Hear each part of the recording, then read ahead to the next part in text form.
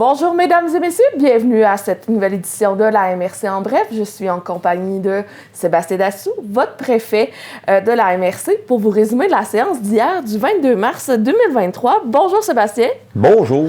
Toujours aussi en forme? Oui, puis j'aime toujours ça, venir présenter ce que notre MRC fait, essayer de le vulgariser à notre population. J'adore ça. On commence en force avec le financement via le fonds forêt du service, un service professionnel pour le chalet d'accueil de la forêt récréative. Oui, pour les gens qui sont habitués à la forêt récréative, il y a un fameux chalet de ski de fond qu'on appelle, qui va devenir le chalet de la forêt récréative. On a fait, d'abord, le bâtiment il est vétus, là, il est en train de tomber à terre, fait que ça, il faut remettre ça à jour. Et on a rencontré tous les usagers pour déterminer c'est combien de pieds carrés que ça prend, puis tout ça. On a fait faire des esquisses. Ça fait quand même longtemps qu'on travaille le dossier. Mais là, on a trouvé une façon d'en financer une bonne partie, mais on a quand même demandé à nos usagers de diminuer la grosseur du projet. Alors là, l'ensemble des maires ont accepté les esquisses. Là, c'est sûr que ça prend des documents un petit peu plus costauds, là, avec des études d'ingénierie sur l'électricité, la mécanique, puis avoir des coûts un peu plus réels de ce que ça va donner. Bref, c'est un bâtiment de 350 mètres carrés sur 2 étages et c'est MLS Architecture qui, pour un petit peu moins de 20 000 là, va nous faire le travail. Puis après ça, il va falloir partir avec notre bâton de pèlerin pour financer tout ça, ce beau projet. Ensuite, les activités de notre service forêt continuent. Vous avez octroyé 2 contrats hier soir. Oui, on fait des chemins, entre autres, chemins de gravier, chemins forestiers, pour à peu près 6 km à Tressesson. C'est la commission scolaire Aricana qui va le faire pour 40 000 $. Et on a aussi de la récolte de bois mécanisé là, avec la coupe de protection végétative. Il y a 9,2 hectares à Tressesson, 13 hectares à Pressac. C'est 95 000 $. Et là, c'est la forêt de recherche Aricana qui va s'en occuper. C'est bien. Ensuite, vous avez parlé du plan de développement de la zone agricole. Très important. On avait une mouture 2017-2022. Ça a bien été. On avait un beau plan d'action. Beaucoup d'actions qui ont été réalisées là-dedans. Pour nous, on a la volonté d'aider nos agriculteurs, d'améliorer l'occupation du territoire. Alors là, on veut aller chercher une aide financière là, pour mettre à jour notre PDZA. Et il y a une subvention qui peut aller jusqu'à 50 000 $ qui couvre une partie des frais. Alors, on va tâter le terrain au MAPAC pour essayer d'avoir la subvention. Puis après ça, on va se mettre en action pour tout mettre ça à jour. Ensuite, vous avez adopté un projet du plan de gestion des matières résiduelles. Ça, qui est vraiment au cœur du quotidien des gens et aussi de l'environnement. Oui, quand on parle des matières résiduelles, on parle de notre PGMR. Et là, c'est le bac bleu, le bac brun, le bac vert. Il faut toujours essayer de réduire à la source. Il faut réduire la quantité de matière qu'on envoie dans le bac vert. Bref, le document, là, il est bien fait. Là, il y aura une consultation publique là, le 10 mai. Vous allez voir sur notre site Internet de l'information là-dessus. Puis, c'est la prochaine mouture. On travaille bien. Donc, ensuite, au niveau du Centre local de développement, vous avez procédé à la nomination d'un représentant au sein de leur conseil d'administration. Avec M. Lévesque qui a quitté la mairie à la Corne, mais là, ça a créé un peu de chamboulement dans nos conseils d'administration puis dans nos comités. Le CA du CLD commençait à être un peu précaire. Là. On a besoin d'un minimum pour pouvoir attribuer là, les différents fonds en développement économique. Et M. Rioux, le maire de Saint-Marc, était très gentil et très intéressé de participer au CA.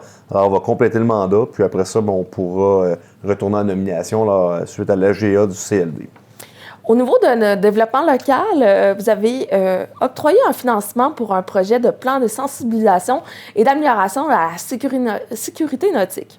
Oui, c'est un petit comité très agile qu'on a formé pour se questionner sur comment est-ce qu'on peut améliorer les voies navigables, comment est-ce qu'on peut d'abord les sécuriser, puis aussi donner l'information nécessaire pour les usagers qui, des fois, c'est pas pour mal faire, mais juste diminuer la vague parce qu'il y a des gens qui font du paddleboard, des affaires comme ça. Alors, super beau plan de sensibilisation.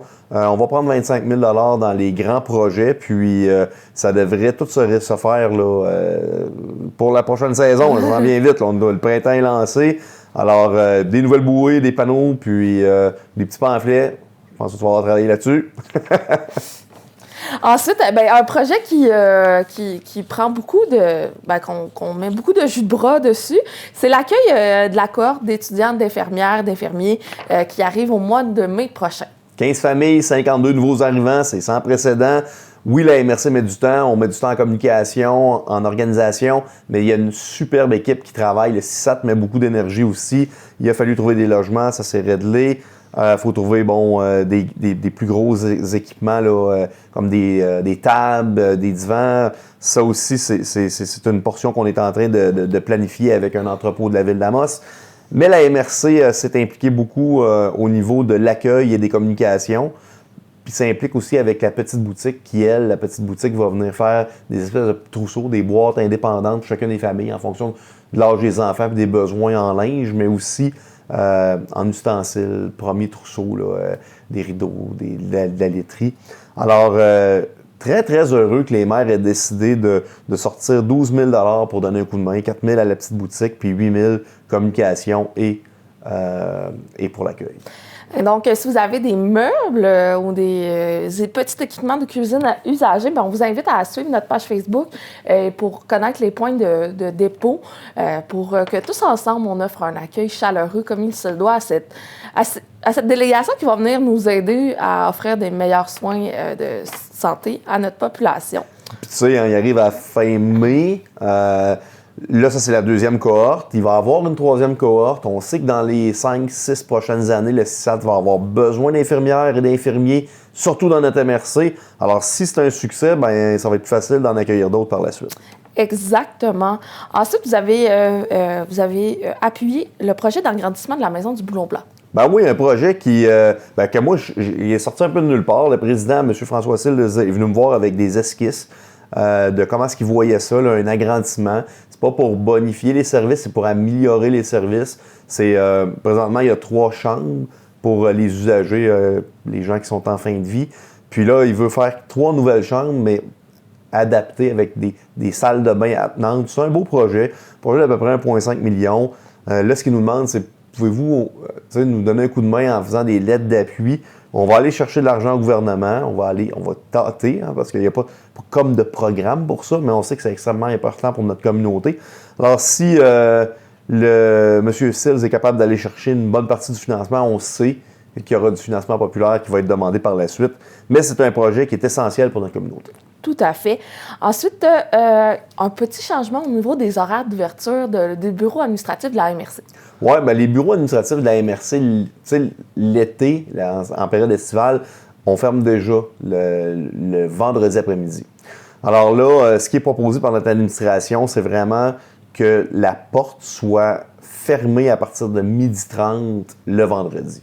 C'est-à-dire que les heures d'ouverture seront les mêmes du lundi au jeudi et le vendredi à l'année, les services vont prendre fin à partir de 12h30. Ça ne veut pas dire que les gens ne travailleront pas, mais ça veut dire que il va y avoir un petit peu moins de va-et-vient. On vient un peu plus orienter le trafic, puis on juge que ça va être plus sain pour la gestion de nos équipes. Ensuite, vous avez discuté du CEFAR. Oui, le CEFAR, qui est la Corporation de l'enseignement et de la formation. C'est un comité qui est agile, qui fait longtemps qu'il existe dans notre MRC, puis c'est une vigie là, et une aide aux unités d'enseignement, que ce soit pour les DEP, le cégep, l'université.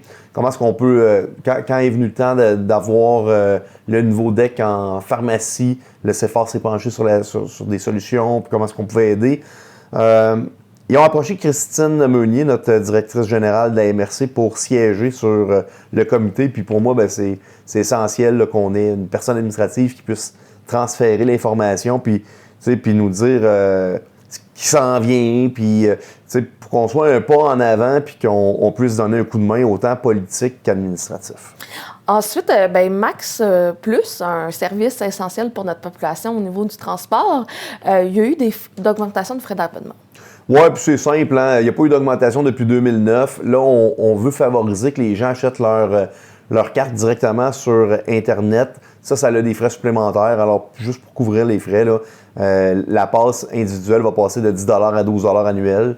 Puis celle pour les familles va passer de 25 à 27. Alors, il n'y a rien d'exagéré là-dedans. Ensuite, vous avez adopté les priorités annuelles du Comité de santé et sécurité publique. Oui, dans le fond, on a 3 grandes priorités qui sont les traverses piétonnières, qui sont la lutte aux stupéfiants, puis aussi le parrainage puis le suivi là, dans les ruralités. Donc, présence accrue des polices en milieux ruraux. Alors, c'était les priorités qu'on avait l'année passée et ce seront encore les mêmes cette année. Ensuite, vous avez adopté une résolution pour féliciter nos athlètes qui se sont démarqués lors de la finale des Jeux du Québec à Rivière-du-Loup. C'est important de le dire, hein? On a beau être une région quand même éloignée, on a des infrastructures, on a des coachs, on a des athlètes qui sont en mesure de grandir puis de former et de se faire former et aussi de performer. Alors, l'ensemble des maires de la MRC voulaient féliciter tous les athlètes de l'Abitibi-Témiscamingue qui nous ont fait rayonner à Rivière-du-Loup, qui a gagné des médailles ou non. Là, on est très fiers d'eux. Vous êtes des modèles pour notre jeunesse, pour les futurs athlètes. Puis en même temps, vous faites une belle reconnaissance de notre région là, ailleurs dans le Québec. Alors, bravo tout le monde. Ensuite, ça n'a pas chômé durant les derniers mois. Tu as enchaîné beaucoup de rencontres avec des gens du gouvernement. Je dirais plus dans les 10 derniers jours. Mais oui, effectivement, peut-être juste le mentionner parce que, bon, c'est important. Là, j'ai rencontré la ministre du Tourisme à Rouyn-Noranda. Il y a eu des belles annonces, entre autres, là, pour le Mont Vidéo sur les pistes de vélo de montagne et de descente. J'ai rencontré aussi la ministre de l'Immigration, c'est important parce qu'on voit qu'il y a beaucoup, on a besoin de main-d'œuvre.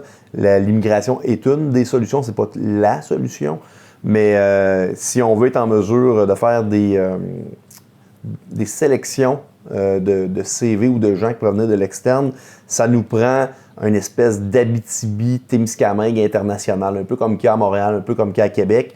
On connaît bien notre territoire, on connaît bien nos besoins, puis les missions à l'extérieur, c'est nous autres qu'il faut qu'ils fassent. Alors, on a expliqué là, à la ministre qu'est-ce qu'on s'attendait de la régionalisation de l'immigration.